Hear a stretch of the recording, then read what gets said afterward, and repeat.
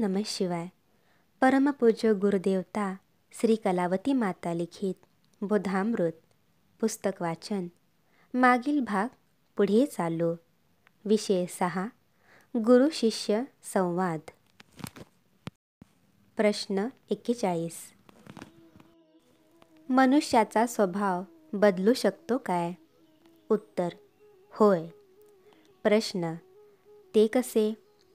उत्तर: काळा असलेला माणूस गोरा होऊ शकत नाही, पण अंगाला घातलेला काळा कोट नको असल्यास तो बाजूला ठेवता येतो.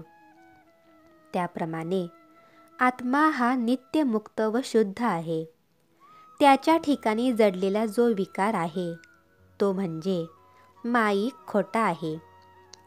त्यामुळे संत संगती त्याला बदलू शकते. सत्संगती मनुष्याला सत्याचे म्हणजे आपल्या स्वरूपाचे ज्ञान करून देते. म्हणून मिथ्या देह स्वभाव आपसुकच पळ काढतो. मात्र संतांच्या मार्गदर्शनानुसार त्याच्याकडून वागणे घडले पाहिजे. प्रश्न 42. संतांजवळ दैवी सामर्थ्य असून देखील तेथे माणसांची गर्दी का नसते?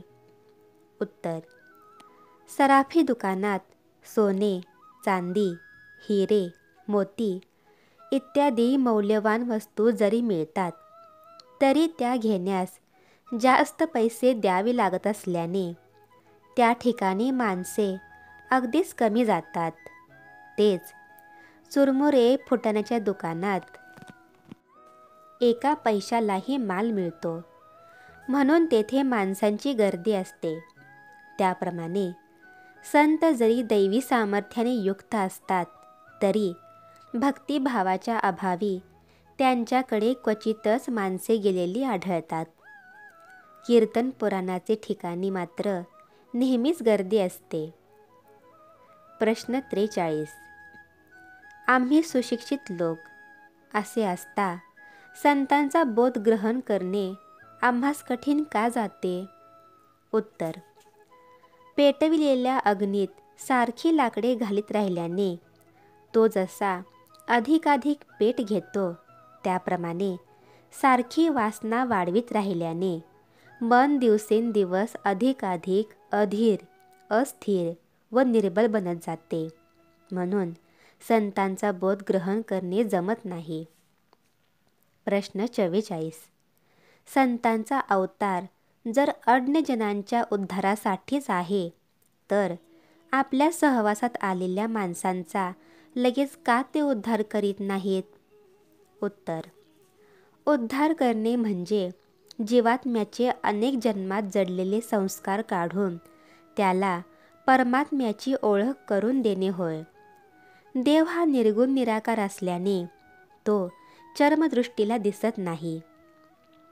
त्याला आपल्या अंतर्यामी अनुभवाने जाणावयाचे असते. याकरिता संत मुमुक्षूला प्रथम काही काळ आपल्या संगतीत ठेवून घेऊन बहिर्मुख झालेली त्याची वृत्ती अंतर्मुख होण्यासाठी त्याच्याकडून निरनिराळी साधने करून घेतात. एकदा अंगी अधिकार आला म्हणजे आपसुकच परमात्म्याचे दर्शन घडते. वरिष्ठ अधिकाऱ्यांनी नुसती सही केली तरी त्यांना पुष्कळ पगार मिळतो, परंतु तो अधिकार प्राप्त होण्यासाठी त्यांना कित्येक वर्षे श्रम करावे लागतात, होय ना? त्याप्रमाणे संतपद प्राप्त करून घेण्यासाठी मुमुक्षूने प्रथम गुरूंच्या मार्गदर्शनाप्रमाणे कित्येक वर्षे साधनात घालवावी लागतात. प्रश्न 45. गोपाळ कृष्ण आपल्या हातात सदा मुरली बाळगतो, याचे कारण काय?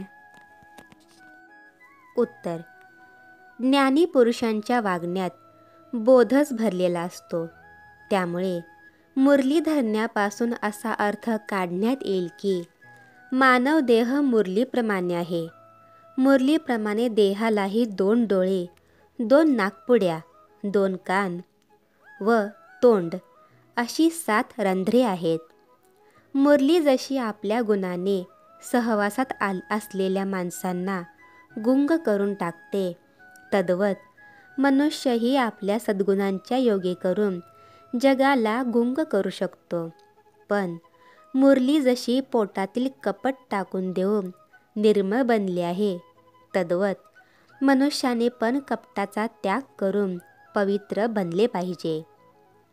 कृष्ण म्हणतो, ही मुरली निष्कपटी असल्यामुळे माझी अत्यंत आवडती झाली आहे. तुम्ही पण तिच्याप्रमाणे व्हाल तर मला फार फार आवडाल. प्रश्न 46. माझी सासू मला फार छळते, तेव्हा तिचा काटा एकदा घरातून निघावा या उद्देशाने रोज मी पहाटे उठून 2 तास ओम नमः शिवाय या मंत्राचा जप चालू केला. त्या गोष्टीला आज 6 महिने झाले, पण तिला मरण येण्यापेक्षा ती दुखण्यातून बरी झाली. तेव्हापासून पूर्वीपेक्षा ती मला अधिकच छळू लागली आहे. ओम नमः शिवाय या मंत्राच्या जपाने देवाने मार्कंडेयाचा हेतू पुरविला आणि माझा हेतू मात्र तो पुरवू शकला नाही. तेव्हा मार्कंडेयाची गोष्ट उगीच्या उगीच पुराणात वर्णिली आहे की काय? उत्तर: ज्याचा हेतू व कृती शुद्ध असेल त्याचीच हाक देवाला ऐकू जाते. अर्थात त्याचेच मनोरथ देव अगत्याने पुरवितो.